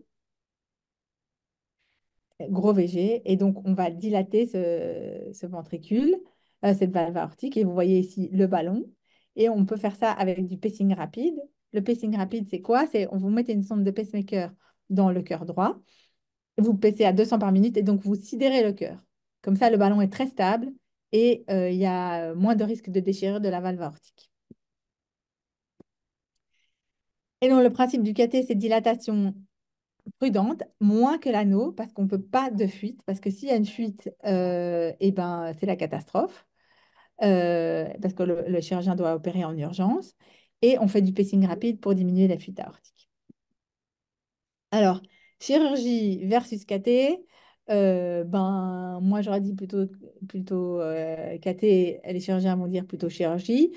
Ce qu'il faut retenir, c'est que ce sont des interventions palliatives quand on doit intervenir sur une valve aortique néonatale, avec un taux de mortalité élevé qui est lié aux lésions associées. Et c'est de toute façon la chirurgie qu'on va faire ou le cathé qu'on va faire en période néonatale, c'est avant un remplacement ou une autre chirurgie plus tard. Donc le but, c'est de faire la seconde intervention le plus tard possible avec le meilleur VG. Il n'y a pas de dogme, il faut faire ce que le centre a le plus l'habitude de faire et ce dans lequel il est le meilleur. On va passer à la coarctation de l'aorte. Donc, vous avez des stratégies qui sont très différentes en fonction de l'âge et de la lésion. Vous avez des stratégies, on peut diviser les âges en trois grandes périodes, la période néonatale, la période de la petite enfance plus que 20 kilos et au-delà, jusqu'à l'âge adulte. Et vous avez des coarctations de l'aorte native ou des recoarctations de l'aorte. Alors, on peut faire de l'angioplastie, donc de la dilatation au ballon, des recoartations, quand il y a un gradient de plus de 20 mm de mercure, et ça, quel que soit l'âge. Et c'est ce qu'on va faire chez les tout petits. Mais dès qu'on est plus grand, on va mettre un stent dans les cas de recoartation de l'aorte, mais on va mettre un stent qui va pouvoir être redilatable jusqu'à l'âge adulte. Je m'explique. Quand vous êtes petit, on est lié et on est limité à la taille des introducteurs qu'on va pouvoir mettre dans les artères fémorales. Et donc, ces introducteurs vont limiter et dire quel type de stent va pouvoir mettre dans la horte. On ne peut mettre un stent que si on peut le redilater pour s'accommoder de la croissance de la horte. Parce que ce qui est quand même assez moche, c'est de mettre un stent petit qu'on va devoir après refracturer pour pouvoir s'accommoder de la croissance. On l'a fait, mais franchement, aller unzipper ou déchirer un stent dans la horte pour pouvoir mettre un stent plus gros, c'est quand même assez désagréable comme concept. Donc, on se dit que, et c'est pour ça qu'on a cette limite de 20 kilos, il faut pouvoir mettre un stent, si on veut les stenter, qu'on va pouvoir dilater jusqu'à l'âge adulte. Et donc, on peut aussi stenter, et c'est ça que je vous disais, les tout petits enfants avec des stents temporaires, si le chirurgien dit, bon, écoute, moi je viens d'y aller, c'est la cata, je n'y retourne pas pour le moment, j'y retournerai plus tard, vas-y, mets-lui un stent. Mais donc ça, c'est des discussions multidisciplinaires. Et les coarctations de l'aorte native, franchement, il faut les stenter et pas les dilater. Il y a plein de séries qui montrent qu'il y a plus d'anévrismes, plus d'événements graves quand on fait de la dilatation seule que quand on met un stent. Alors ça, je ne sais pas si vous êtes familier avec ça, les empreintes là, qui sont des érosions costales dans les coarctations de l'aorte vieillie. J'avais jamais mis ces dias avant dans mes cours parce que je pensais que ça se voyait plus, mais ça, c'est un patient que nous, on a eu dans notre service il y a 2 ans. Donc, vous voyez que quand on a passé à côté d'une coarctation de l'aorte, on peut encore avoir ces empreintes costales et ces érosions costales, même chez nous. Quand on fait un stenting de coarctation de l'aorte, c'est d'avoir un bilan cérébral sur les anévrismes de l'aorte. Et puis du scanner. Ici, vous voyez un scanner avec une longue coarctation de l'aorte assez moche et plein de circulation collatérale. Et ici, vous avez une image assez jolie d'IRM4D flow où on pensait que c'était une interruption acquise de la crosse, mais vous voyez le tout petit flux ici. Là, le tout petit flux rouge montre qu'il y a encore un micro passage dans la.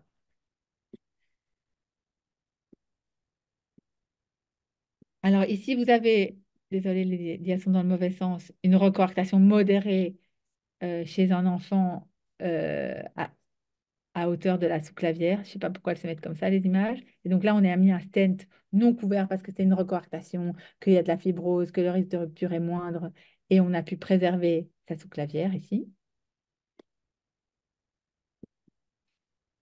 Ici, vous avez un tout petit minus de quelques mois qui a été opéré et vous voyez qu'il y a une recoarctation de l'aorte serrée ici, avec 30 de gradient. Et donc ça, on va simplement faire une dilatation de ballon qui va permettre de donner un peu de souplesse à la cicatrice chirurgicale avec un bon résultat. Et en général, on ne revoit pas ces malades. Donc c'est plutôt la dilatation au ballon a de bons résultats à moyen et long terme.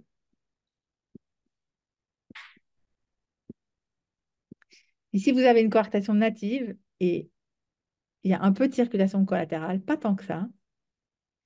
Et ici, de profil, vous voyez à quel point elle est très serrée. On a parfois des coarctations qui sont quasi interrompues et qu'il faut recanaliser, soit avec un petit guide coronaire, soit avec une fonction de transseptale, mais je ne pense pas que je vous ai montré d'exemple ici. Et ici, vous voyez qu'on va stenter cette coarctation avec un stent couvert. C'est la mise en place du stent ici. Hop, on gonfle le ballon.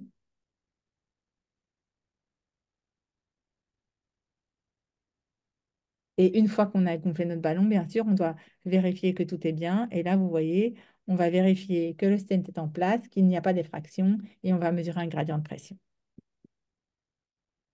Ces patients qui ont été stentés doivent être suivis à vie. Il faut suivre qu'il n'y ait pas de complications de leur accès fémoral. Il faut dépister les hypertensions artérielles persistantes qui existent chez presque 30% des malades, mais elles existent aussi quand ils sont opérés. Et donc, ce n'est pas parce qu'on a un stent qu'on est moins à risque d'avoir une hypertension artérielle, sans doute même un peu plus ou au moins tout autant qu'en chirurgie.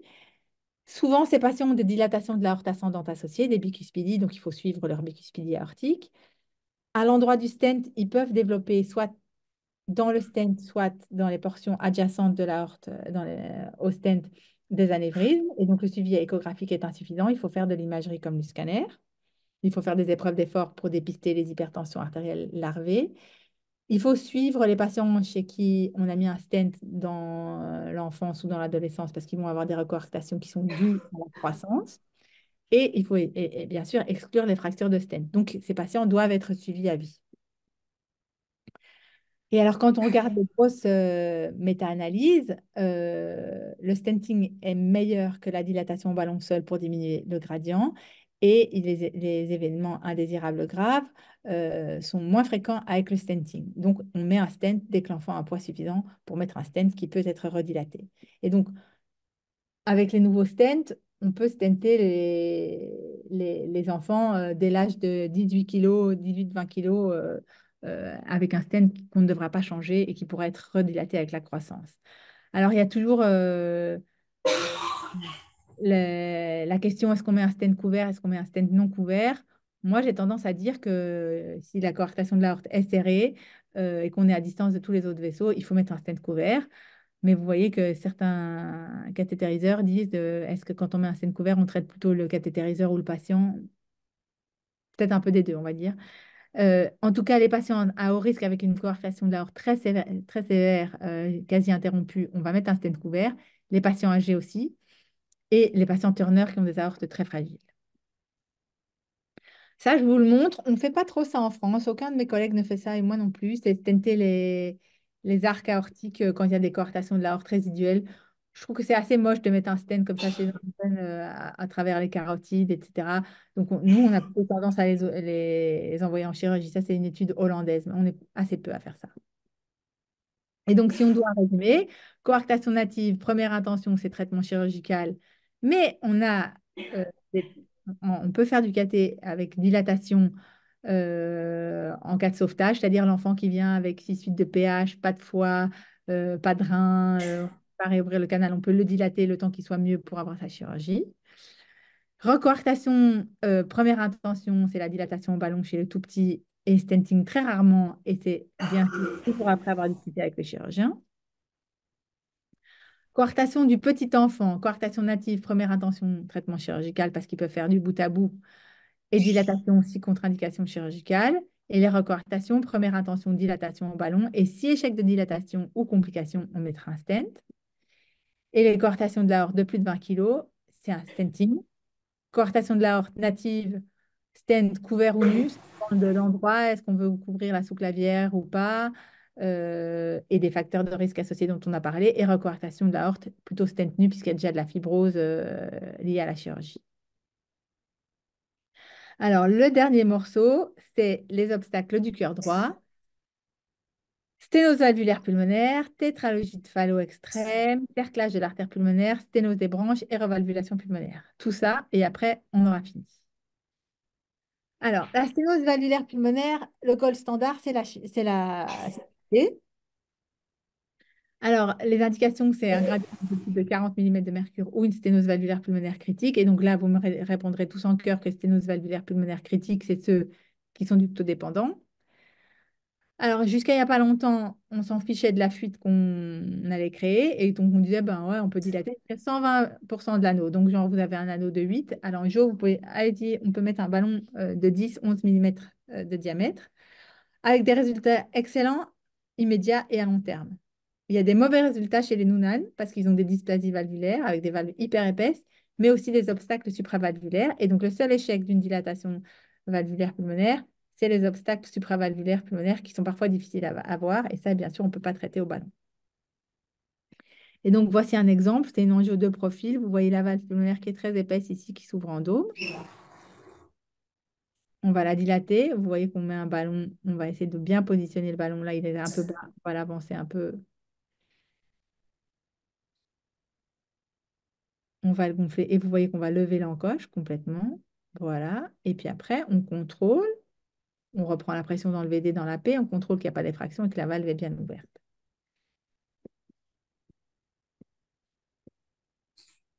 Et donc, quand on voit le long terme des sténoses valvulaires pulmonaires, il y en a un tout petit nombre qui a une seconde dilatation valvulaire pulmonaire, mais c'est essentiellement ceux qu'on a dilatés quand ils étaient très, très petits. 15% ont dû avoir une chirurgie parce que la valve ne s'ouvrait pas, parce qu'elle était trop épaisse, et c'est souvent les syndromes, ou avec un petit blaloc quand le ventricule droit était tout petit ou trop musclé. Et vous voyez que quand même 3% auront de la chirurgie pour une fuite valvulaire pulmonaire symptomatique. Et donc, je pense qu'il faut quand même un peu changer le paradigme et se dire que il ne faut pas faire une grosse fuite. C'est pas bien pour les enfants. Dilatons avec un ballon d'un diamètre suffisant pour lever l'obstacle, mais sans créer de grosses fuites. Alors, atrésie pulmonaire à septum intact, vous savez ce que c'est? Vous savez qu'il y a deux critères qui vont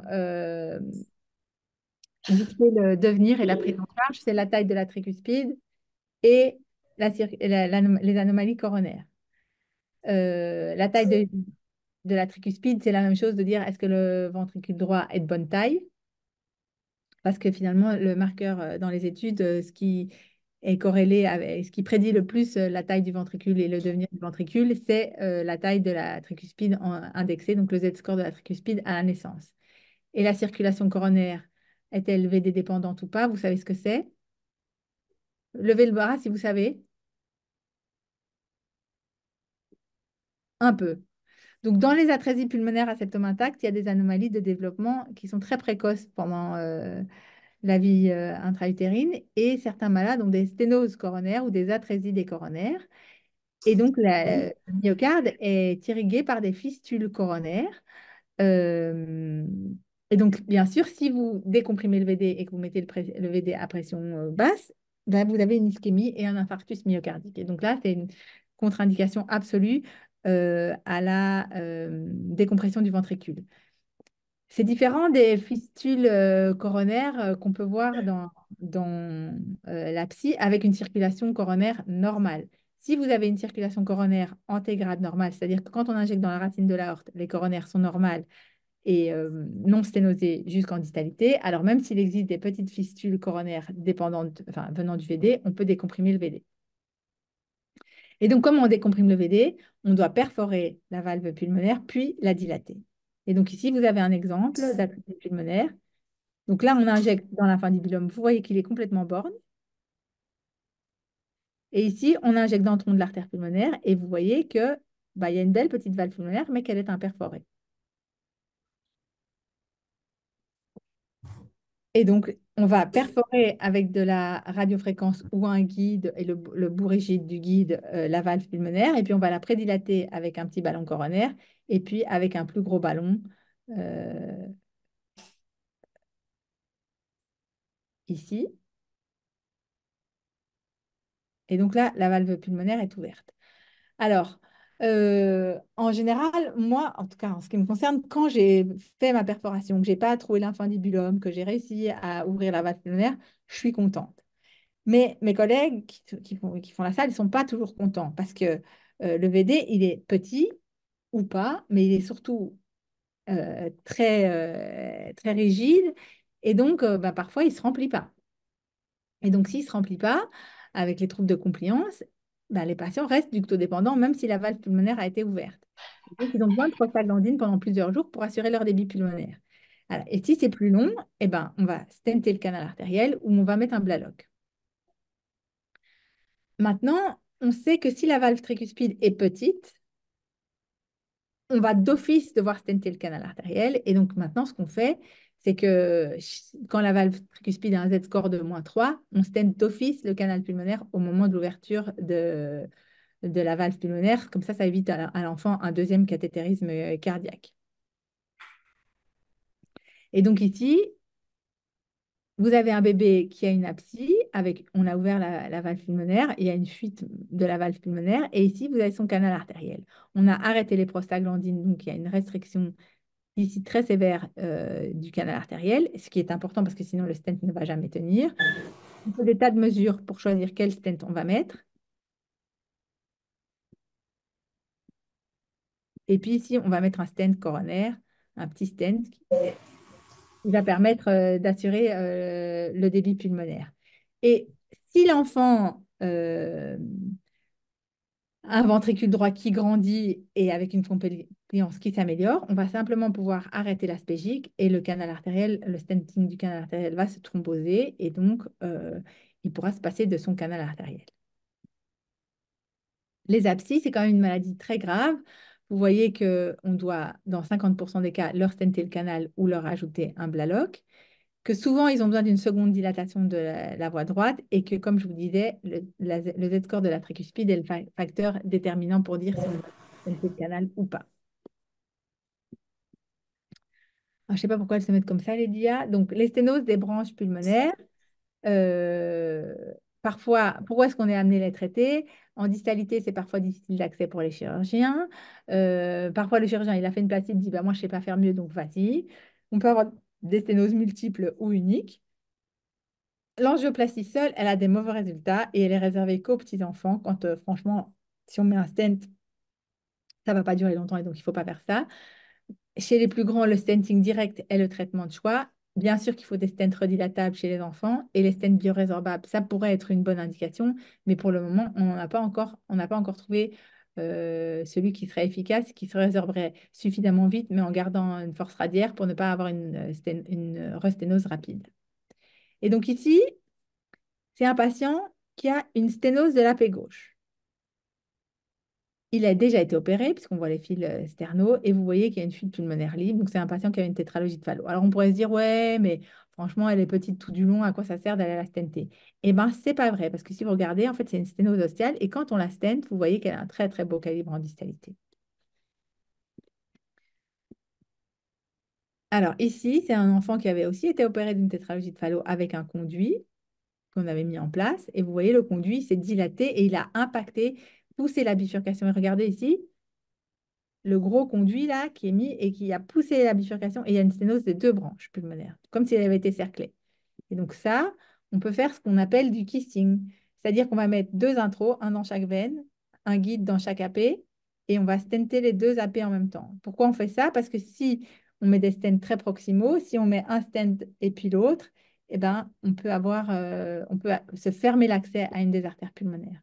Et donc ici, vous voyez le kissing des artères pulmonaires, avec deux jolies artères pulmonaires en fin de procédure. La tétralogie de Fallot extrême, en alternative à l'ouverture VDAP ou au Blaloc, on peut stenter la voie droite.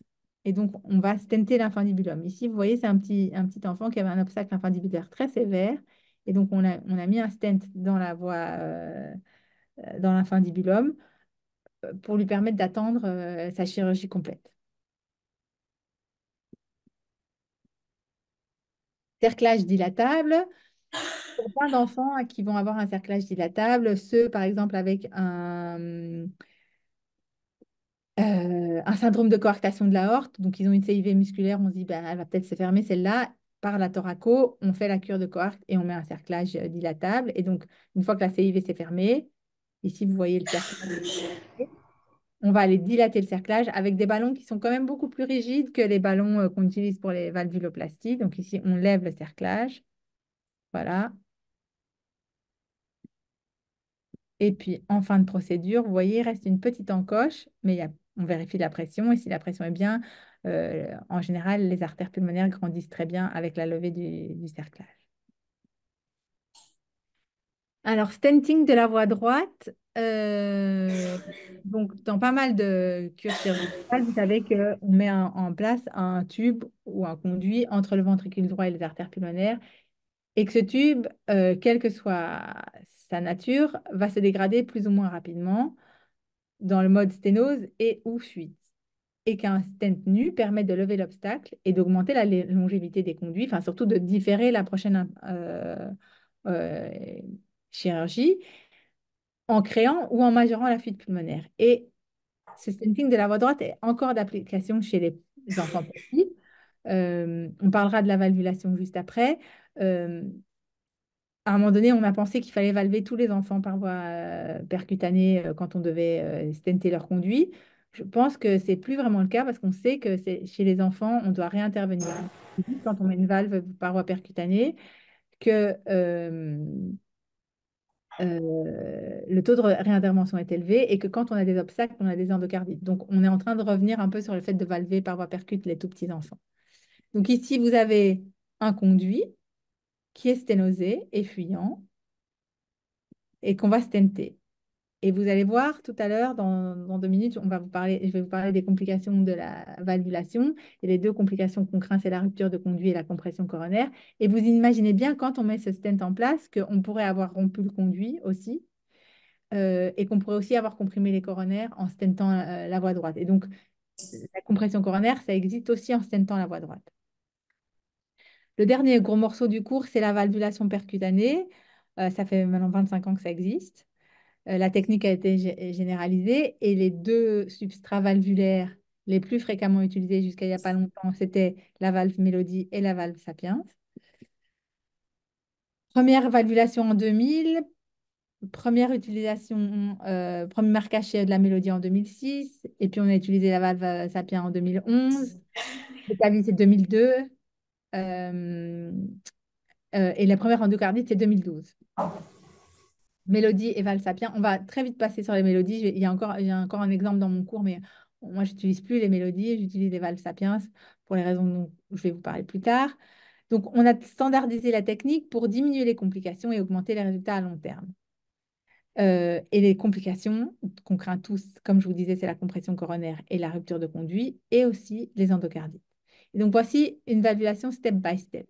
C'est un petit bonhomme qui a été déjà opéré plusieurs fois d'une tétralogie de Fallot et qui a une homogreffe qui est maintenant sténosée et fuyante. Donc ici, vous avez l'injection qui vous permet de voir la sténose ici en haut et la fuite parce qu'il n'y a pas de valve. Donc d'abord, ce qu'on va faire, c'est qu'on va dilater avec un ballon pour mimer la mise en place d'un stent. Ici, vous voyez le ballon. Et en mimant le ballon, vous voyez qu'on s'assure que qu'il n'y a pas de compression coronaire. Si on fait ça et qu'on voit qu'il y a une compression coronaire, on peut dégonfler le ballon et on va confier l'enfant au chirurgien. Si on met un stent et qu'on voit qu'il y a une compression coronaire, on est vraiment dans les ennuis. C'est pour ça qu'il faut faire d'abord une prédilatation au ballon. Une fois qu'on a fait ça et qu'on s'assure qu'il n'y a pas de compression coronaire, on va mettre un stent nu pour créer une zone d'atterrissage. Voilà, donc là maintenant, si on avait un doute, on n'a plus de doute, il n'y a plus du tout de valve, mais il y a une belle zone d'atterrissage pour ma valve. Et puis ici, c'est un exemple de valve Mélodie, ici qu'on vient mettre dans le stent.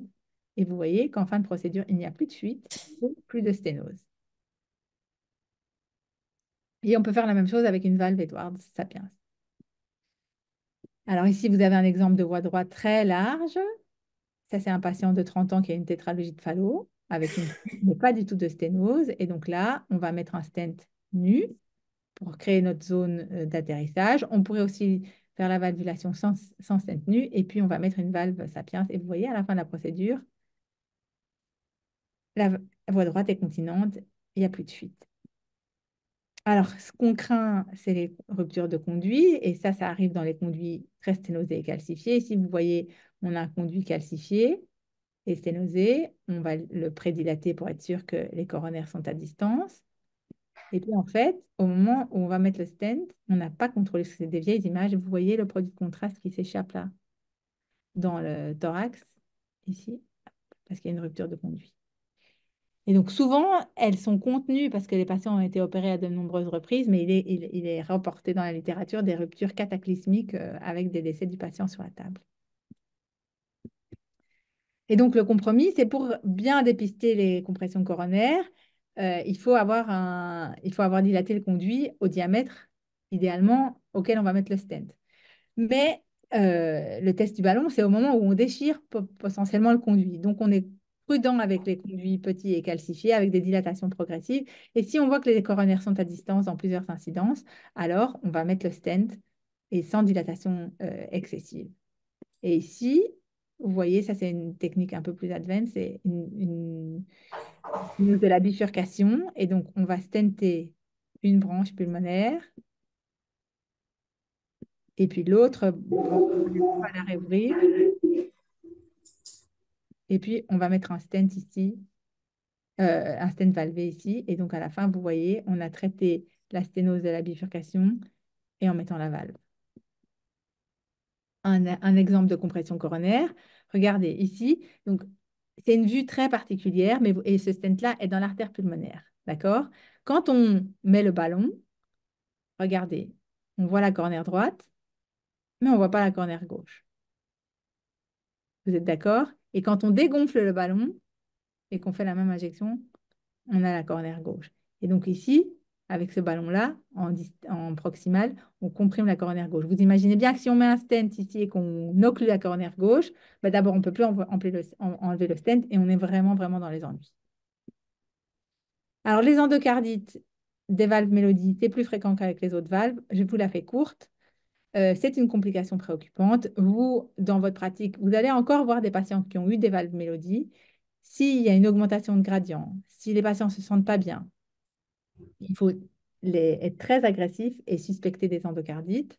Et en cas d'endocardite, il faut aller stenter la voie droite pour diminuer la contrainte sur le ventricule droit et faire une chirurgie dans un second temps.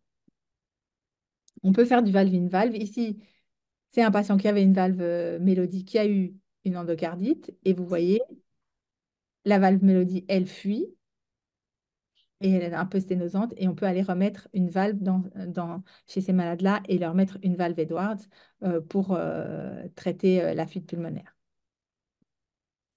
Alors, il existe d'autres substituts qui sont arrivés sur le marché il n'y a pas tellement longtemps. C'est la valve Vénus. Il y a les valves Altera aussi et les valves Harmonie, mais j'en parle pas parce qu'elles n'ont pas encore le marquage CE. Et vous voyez, c'est des valves auto-expansibles qui permettent des valvulations de voie droite large, très large. Et donc ici, c'est un patient qui a eu une sténose valvulaire pulmonaire opérée dans l'enfance, avec ici une voie qui fait 33 mm, vous voyez, avec une fuite pulmonaire libre et un VD très dilaté. Et donc, on peut aller mettre ces valves pulmonaires dans la voie droite. Et c'est des valves énormes, mais les voies droites qu'on valve chez ces patients sont énormes. On peut valver des tricuspides aussi. Ici, c'est un petit patient qui avait une valve, une bioprothèse tricuspide pour une fuite tricuspide qu'on a valvée avec une mélodie. Et pour la petite histoire, il a eu une endocardite. Elle a été remplacée par une autre bioprothèse qui s'est à nouveau sténosée dans laquelle on a mis une Edwards. Donc, vous voyez, c'est des malades dont l'histoire chirurgicale est tellement compliquée que si on peut leur éviter une petite chirurgie de temps en temps, c'est pas mal. Procédure hybride, ben, des fois, on se met avec le chirurgien et à quatre mains, on est plus fort. Ici, c'est un patient qui est en ECMO, vous voyez la canule d'ECMO, et qui a une CIV résiduelle. Impossible de le sévrer d'ECMO. Le chirurgien dit, moi, je ne la trouverai pas, cette CIV, et donc on peut la fermer par voie transventriculaire avec l'aide du chirurgien par sternotomie. Donc, les hybrides dans l'hypoplasie du cœur gauche, on en a parlé. Et pour terminer ce cours, je voudrais vous parler du système lymphatique qui est la troisième voie et qui, pour vous, jeunes cardiologues, va devenir de plus en plus importante. Euh, Ça, c'est le diagramme du fonctionnement et de la physiologie du fontan. Il faut lire les articles de Marc Gewillig pour comprendre le fontan. Mais en gros, avec la circulation du fontan, on va avoir une pression dans l'artère pulmonaire qui est plus basse que chez nous et qui est non pulsée, mais surtout une pression centrale, donc dans le système veineux, qui est beaucoup plus élevée que chez nous. Et donc, on va se retrouver avec un système lymphatique hyper sollicité parce que, d'une part, comme la pression veineuse centrale est augmentée, il va produire plus de lymphe. Mais comme vous le savez, la lymphe, elle se jette dans le système veineux, ici, à la confluence jugulo-sous-clavière. Mais donc, il en produit plus, mais il a plus de difficultés à l'évacuer, sa lymphe, le système lymphatique, puisque les pressions sont augmentées. Donc, vous avez la double peine, plus de production et plus de difficultés à l'écouler. Et donc, on a deux complications que vous connaissez sûrement, qui sont l'entéropathie exsudative, c'est-à-dire que finalement, le système lymphatique se déverse directement par des anastomoses dans le foie ou dans le tube digestif, avec une perte de protéines dans le tube digestif, et des patients qui ont des diarrhées, et donc ils ont une hypoalbuminémie, une hypogammaglobulinémie et des diarrhées, des compensations œdémocytiques, une immunodépression et des diarrhées. Et donc, ces patients-là, on a pu voir en injectant dans le réseau périportal toutes des fuites ici, anormales, de lymphe directement dans le tube digestif. Et ici aussi. Et donc, l'idée, ça a été, c'est un traitement, c'est une emplate sur une jambe de bois, on est bien d'accord, mais d'aller emboliser directement par voie transhépatique tous ces canaux anormaux pour permettre une résolution parfois temporaire, mais parfois à long terme, de la symptomatologie en permettant d'éviter la perte de la lymphe dans le tube digestif. Et donc ici, ça c'est un exemple fait par les Américains. Et ici, vous avez un exemple qu'on avait fait ici à Necker. Donc, on injecte les lymphatiques et vous voyez les lymphatiques ici qui rejoignent le tube digestif à ce niveau-là. Et donc, ces lymphatiques sont embolisés avec de la colle pour éviter les pertes. On voit ici les petits lymphatiques qui se remplissent là, hop, jusque-là. Et ici, vous avez l'angle duodénal. Et on les embolise pour éviter la perte de protéines. Ça, c'est une complication encore plus horrible, c'est la bronchite plastique. Donc, c'est les patients qui viennent avec des fontans qui ne fonctionnent pas et qui crachent des moules bronchiques et qui sont en fait de l'achille solide. Et donc, ici, vous avez un canal thoracique, donc le système de drainage de la lymphe normal. Et ici, vous avez un canal thoracique anormal chez les patients avec des ventricules uniques, avec toutes des ectasies vers la circulation pulmonaire, etc. Et donc, on peut soit stenter ces canaux thoraciques, soit aller emboliser les fuites quand elles sont localisées, soit boucher les canaux thoraciques. Donc, il y a plein de choses à faire avec les canaux thoraciques. Et ici, vous voyez un exemple de canal thoracique. Ici, hop. Ici, un gros canal thoracique ectasique qu'on avait embolisé, faute de mieux, chez un patient qui avait une bronchite plastique. Et là, depuis 3 ans, à 3 ans d'évolution, il va bien. Donc, bon, je suis biaisée puisque je suis spécialiste en anglais, mais c'est une spécialité très enthousiasmante. Il y a plein de perspectives. On va diminuer les rayons X. Et comme je vous disais, l'importance du guidage échographique est fondamentale dans les CIA, dans les canaux, dans les CIV, dans les dilatations valvulaires pulmonaires. On pourrait aussi se passer de rayons X. Donc ça, c'est un gros challenge pour nous. Il y a des nouvelles prothèses, des nouveaux matériaux, des matériaux biorésorbables. Il y a des nouvelles techniques. Vous avez vu tout ce qu'on peut faire avec la lymphe. L'imagerie plus performante permet un planning pré-procédural important et qui permet de diminuer les temps de procédure. Donc, il y a de la place pour l'innovation.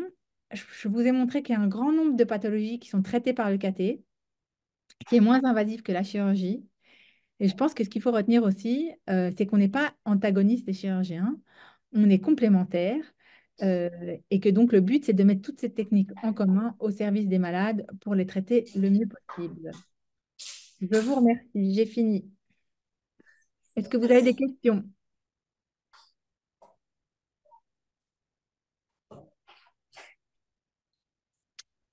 Pas de questions? Alors, si vous avez des questions, vous pouvez me les envoyer sur mon email. Et mon email, c'est guiti.milani, milani, @gmail.com.